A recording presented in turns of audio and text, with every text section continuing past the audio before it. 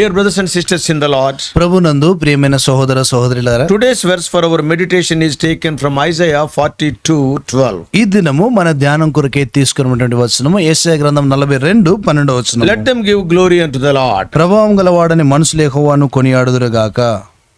Isaiah 42:12 is a continuation of the call to universal worship. యెషయా గ్రంథం 42:12 వచనము అది సార్వత్రికమైనటువంటి ఆరాధన కొరకైన పిలుపు. To continue the call throughout this chapter we can see the same. ఈ యొక్క అధ్యాయం అంతా కూడా ఆ యొక్క పిలుపును కొనసాగించట కొరకైనటువంటి మాటలు. This verse emphasizes the response of creation and humanity to God's glory. ఈ యొక్క వచనము దేవుని యొక్క మహిమ కొరకే సృష్టి, తర్వాత మానవాళ్ళందరూ కూడా ఏ రీతిగా జీవించాలో మాట చెప్తా ఉంది. It calls for people everywhere including the far off lands. అయ్యో అక్కడ ప్రతి ఒక్క ప్రజలు పిలుస్తా ఉన్నారు, తర్వాత బోధిగంతంలో ఉన్నటువంటి వారిని కూడా పిలుస్తా ఉంది. Why?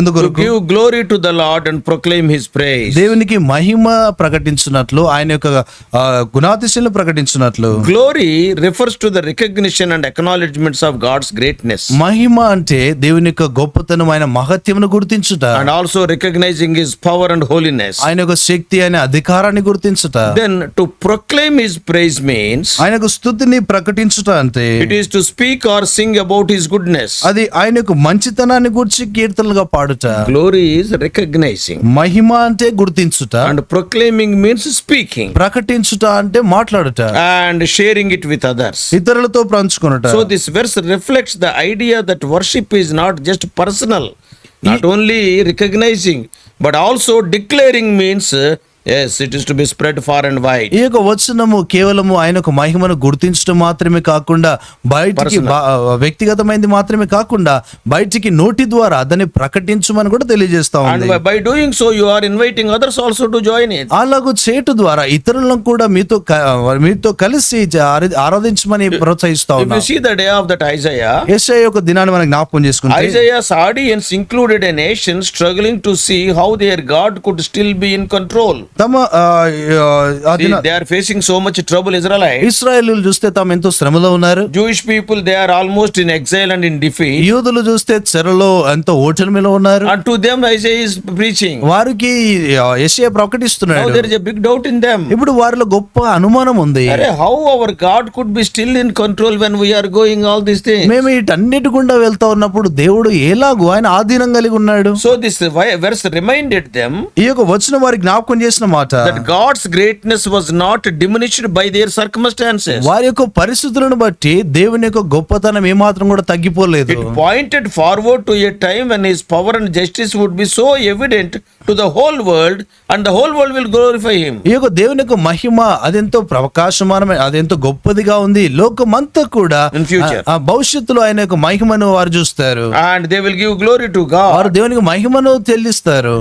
The mention of islands also is there. ఇక్కడ ద్వీపములను కూడా రాయబడింది. What does it mean? దాని అర్థం ఏంటి? They are distant places and isolated places. అవెంతో దూరమైనటువంటి ఒంటరిగా ఉన్నటువంటి స్థలాలు. What does it mean? దాని అర్థం ఏంటి? Yeah, the demonstration of God's glory is not limited to Israel. దేవుని యొక్క మహిమ ప్రకటించబడటానిటువంటిది కేవలం అది ఇశ్రాయేలుకు చెందిందే కాదు.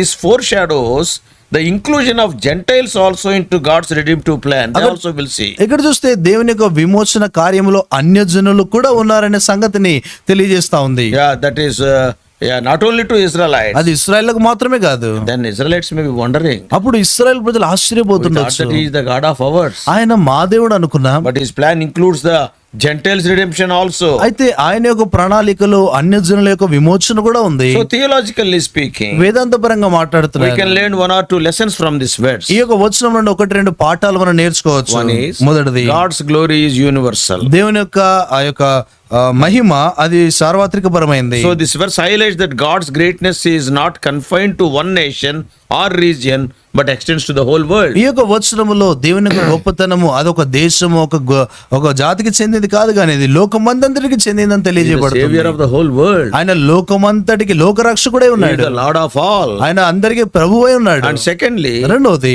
what is the purpose of worship? ఆరాధన కొరకైన ఉద్దేశం ఏంటి? Worship is about giving God the recognition recognition. ఆరాధన అంటే దేవుని ఆయనకు గుర్తించటం అనేటువంటిది And ఆరాధన. also praise what he deserves. ఆయన దేని ఆరాధించుట స్తుతించుట అంటే ఆయన కోరేటువంటి సంగతి. What he deserves, దేనికైతే యోగ్యుడు. దేనికి యోగ్యుడో ఆ రీతిగా చేయటమే ఆరాధన. That is publicly and also joyfully. బాటంగా సంతోషంగా చేయుట. And thirdly, మూడోది, what is the meaning of mission and evangelism? తర్వాత సువార్త ప్రకటించుట అనేటువంటి ఆ యొక్క కర్తవ్యం, ఆ యొక్క పని ఏంటి? The call to proclaim God's praise reflects the outward focus of worship, inviting others also to acknowledge and celebrate his greatness. ఇక్కడ చూస్తే దేవుని యొక్క మాటలు స్తోత్రము ప్రకటించడం లేక స్తుతి చేయుట అంటే ఇతరులను కూడా దేవుని స్తుతించడానికి, ఆరాధించడానికి ఆహ్వానించుటై ఉంది. Like that evangelistic work can be done. ఆ రీతిగా సువార్త పని కూడా జరుగుతుంది. So this verse uses very imperative language, compulsory. ఈ యొక్క వచనము ఖచ్చితమైనటువంటి మాట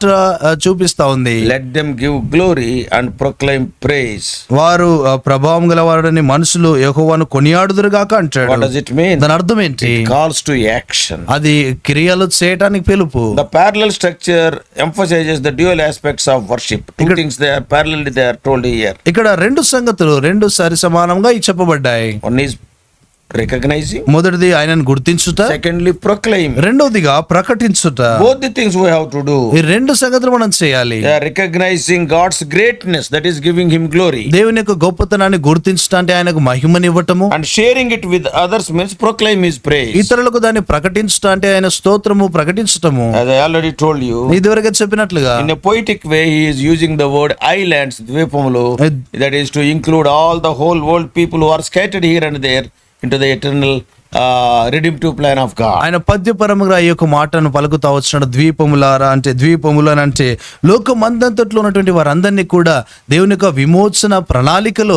ఆయన జత చేసి మాట చెప్తా ఉన్నాడు. So for the believers today, ఈ దినటువంటి it విశ్వాసులకు is a challenge and responsibility. ఇది గొప్ప సవాలు, తర్వాత బాధ్యత కూడా. It is an encouragement also to us. మనకు ఇదంత గొప్ప ప్రోత్సాహం కూడా. So we have to recognize his glory మనం ఆయన మహిమను గుర్తించాలి, and we have to proclaim his praise. ఆయన స్తుతిని ప్రకటించాలి. So it reminds us of the privilege of worshiping God and the responsibility of proclaiming his greatness to others. దేవుని యొక్క ఆ యొక్క ఘనతను లేక గొప్పతనాన్ని గుర్తించటము, ఇతరులకు దేవుని గురించి ప్రకటించట, ఈ రెండు పనులు కూడా సమముగా జరుగుతూ ఉండాలి. Worship is not just something we do in private. ఈ యొక్క ఆరాధన అనేటువంటిది ఏదో రహస్యంగా చేసేది కాదు. It is a public declaration meant to draw others into the joy of knowing God. అది బహటముగా ప్రజలందరి ఎదుట ప్రకటించుట, తద్వారా దేవుని ఎరుగుటలో ఉన్నటువంటి ఆ సంతోషం ఇతరులు తెలుసుకోగలగాలి. This verse also reassures the believers. ఈ యొక్క వచనము విశ్వాసులకు మరలా నిశ్చయపరుస్తున్న సంగతి ఏంటంటే, What is that assurance? ఆ నిశ్చయత ఏంటి? God's glory will one day be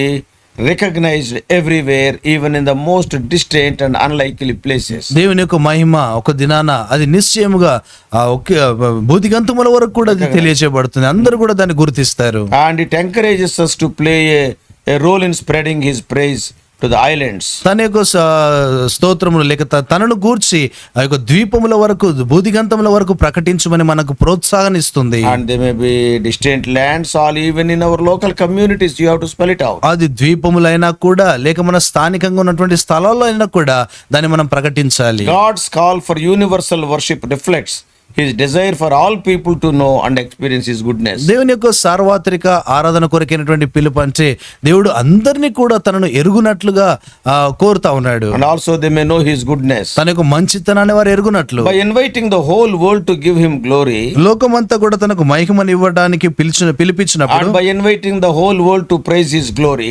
ఇక praise, లోకమంతా కూడా ఆయన స్తోత్రము చేయమని చెప్పినప్పుడు, God demonstrates his love for the whole humanity. దేవుడు మానవాళంతటి కొరకే తన ప్రేమను ఆయన He is offering బయలుపరుస్తున్నాడు. everyone, not only Israel, everyone the opportunity to participate in his plan of redemption. ఆయన ఇశ్రాయేలు కొరకే మాత్రమే కాకుండా లోకమందంతట ఉన్నటువంటి వారికి ఆయన విమోచన కార్యములో, ఆ ప్రణాళికలో భాగాన్ని వారికి ఇస్తున్నాడు. So this verse also shows that God's glory is not about self-centeredness, but about inviting creation to align with it. ఈ యొక్క వచనంలో చూస్తే దేవుడు తనకు తానుగానే ఉన్నటువంటి వాడుగా కాదు, కానీ సృష్టిని కూడా తనలోనికి ఆయన ఆహ్వానిస్తా ఉన్నాడు. When we worship God, మనం దేవుని we ఆరాధించినప్పుడు experience his love, మనం తన ప్రేమను అనుభవిస్తాం. and also the purpose of our lives also in a deeper way. మన జీవితానికి కొరకైన ఉద్దేశమును కూడా లోతైన విధానంలో గ్రహిస్తాము. Jesus Christ is the ultimate revelation of God's glory. యేసుక్రీస్తు వారే ఆయనే దేవుని యొక్క మహిమకు గుర్తుగా ఆయన ఉన్నాడు. And we beheld his glory, the disciples say.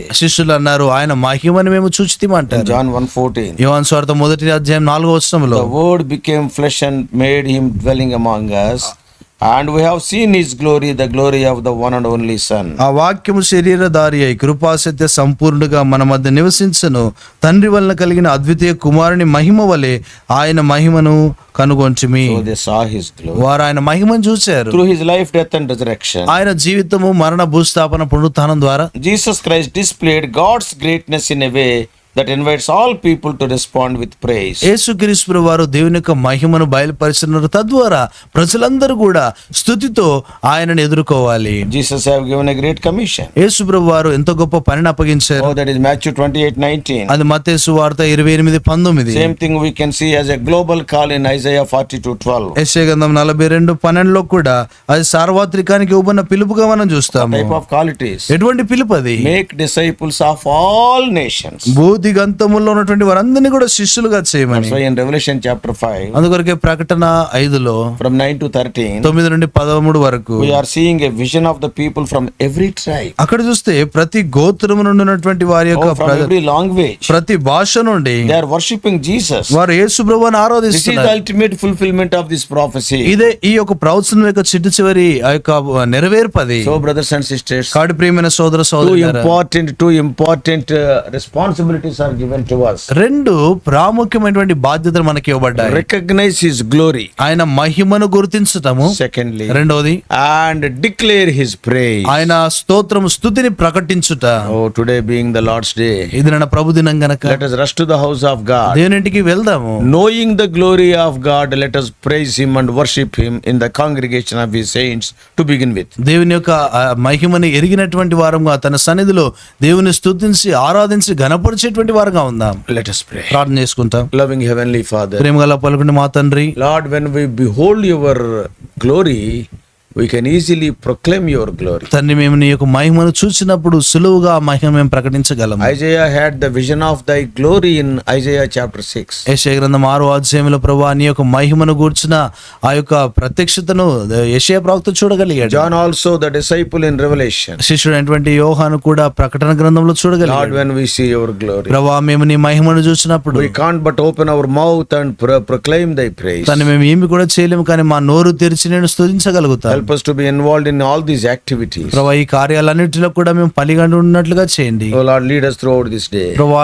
ఈ దినమంతటి కొరకు మీరే మమ్మల్ని నడిపించండి. We do pray in the worship worthy name of our Lord and Savior Jesus Christ. ఆరాధనలకు యోగ్యమైనటువంటి యేసుక్రీస్తు వారి యొక్క నామములో స్తుతించి ప్రార్థించి వేడుకుంటున్నామా తండ్రి. ఆమేన్. God bless you all. Please subscribe for more spiritual messages to the YouTube channel John Victor Telugu Messages.